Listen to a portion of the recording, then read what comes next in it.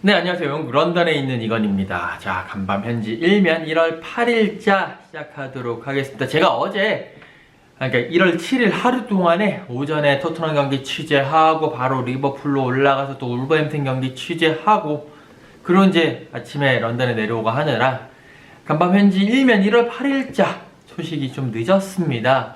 근데 또 이 8일자 이 영국 현지 신문에 의미 있는 소식들이 좀 있어가지고 이거는 그냥 넘어갈 수 없겠다 싶어가지고 밤늦게 부랴부랴 이곳 시간으로 밤늦게 부랴부랴 간밤 현지 일면 8일자 소식을 전해드리도록 하겠습니다.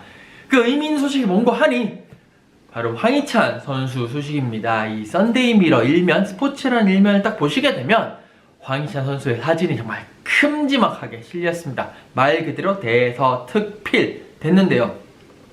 어제였죠. 영국 리버풀 안필드에서 경기가 열렸습니다. 리버풀과 울버햄튼의 FA컵 3라운드 경기가 열렸는데요. 황희찬 선수가 이 경기에서 시즌 1호 골을 집어 넣었습니다. 1대2로 지고 있는 상황에서 황희찬 선수 이제 교체로 투입이 됐고요. 교체 투입된 지 3분 만에 동점골을 만들어냈습니다. 양 팀은 2대2로 비기면서 FA컵에서는 일단 올 시즌 같은 경우에는 비기면 재경기를 가지게 되는데 결국 2대2로 비기면서 재경기 울버햄튼 홈에서 이제 재경기를 가지게 되는 그런 상황입니다. 그러면서 이 소식을 딱 전하면서 썬데이 미러는요 딱 위에 제목으로 히맨이라고 이런 걸 붙였습니다. 히맨. 네, 아마 이 히맨의 의미를 기억하시는 분은 아마도 제 또래가 아닌가 싶네요. 이거 기억하시는 분은 아저씨 우후후. 네, 이게 뭐냐면 1980년대 후반 그리고 이제 1990년대 초반 제 기억으로는 우리나라에는 1990년도에 KBS에서 방영된 만화영화 애니메이션으로 기억을 하고 있습니다. 우주의 왕자 히맨이라는 그 애니메이션이 있거든요. 거기에 나오는 그 히맨을 뜻합니다. 그 당시 1990년도에 했었는데 그 당시에 제가 국민학생이었던 저도 이 만화 영화를 재밌게 봤던 기억이 있는데요.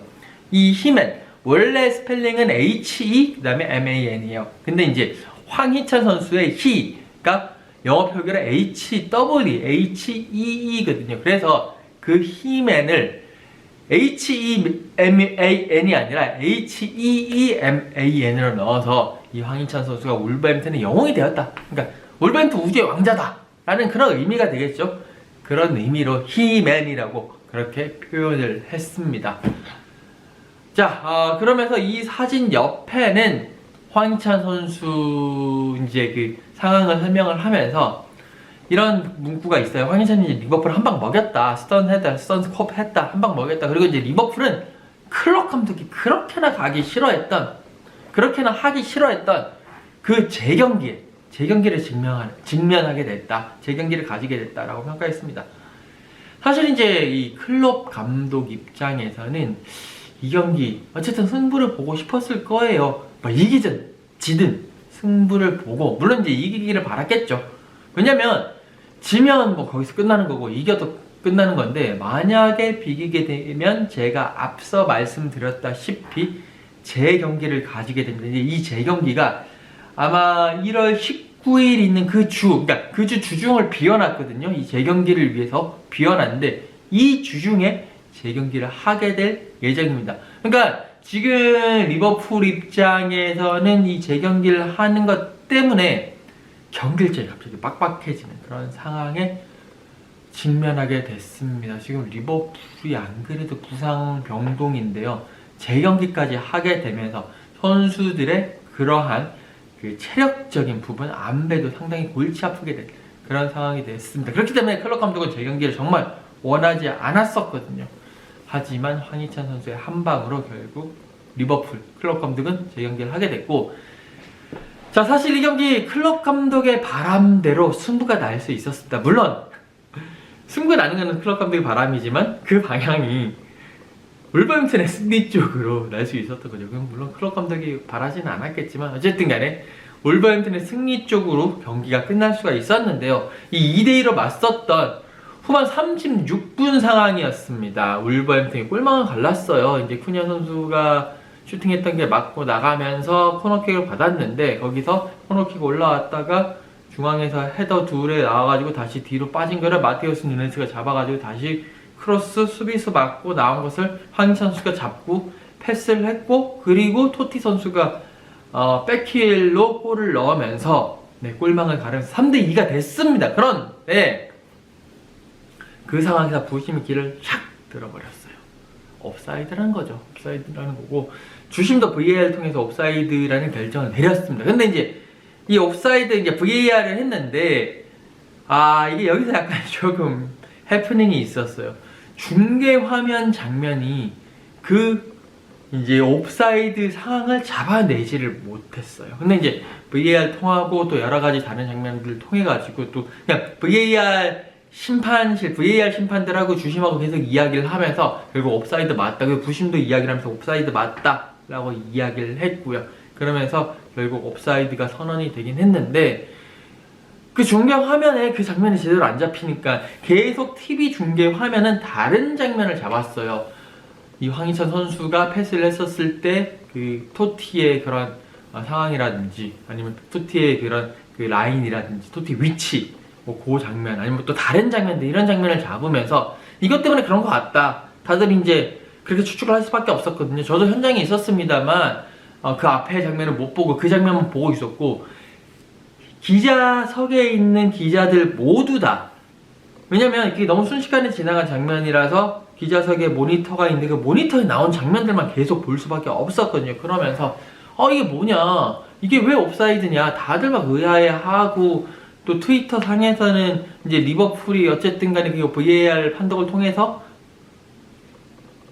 골로 인정되지 않고 무승부를 거두면서 리버풀을 LIVERPOO인데 리바풀 LIVAR POOL VAR 통해서 결국 패배에서 면했다, 막 그런 여러가지 조롱도 많이 나오고 그렇게 했었는데요.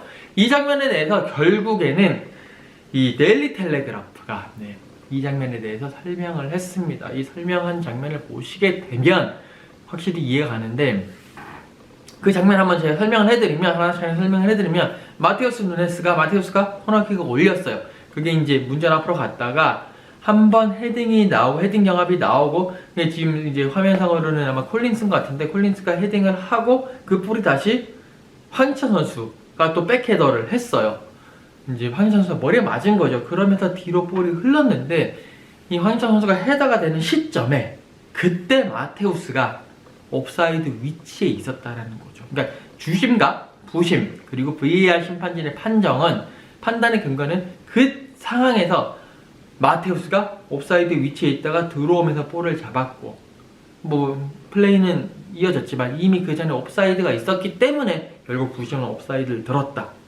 그리고 주심도 그걸 인정을 했고 VAR 심판까지 이야기를 하면서 그걸 인정을 했다라는 그런 장면이었습니다. 그렇게 데일리 텔레그래프는 그렇게 설명을 했습니다.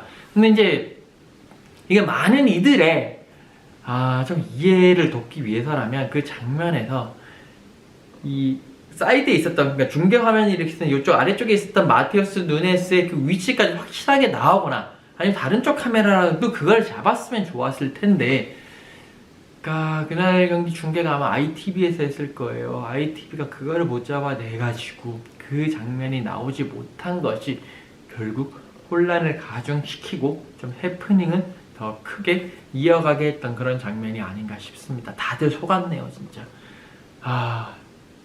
뭐 그랬던 장면입니다. 어쨌든 그래가지고 울버햄튼은 승리가 날아갔고, 황희찬 선수도 도움을 하나 기록을 했는데 그것도 날아가면서 조금은 아쉬움을 남기긴 했습니다. 자, 여기까지 영국 런던에서 이건이었고요. 저는 또 다음 시간에 뵙도록 하겠습니다. 여러분들 감사합니다.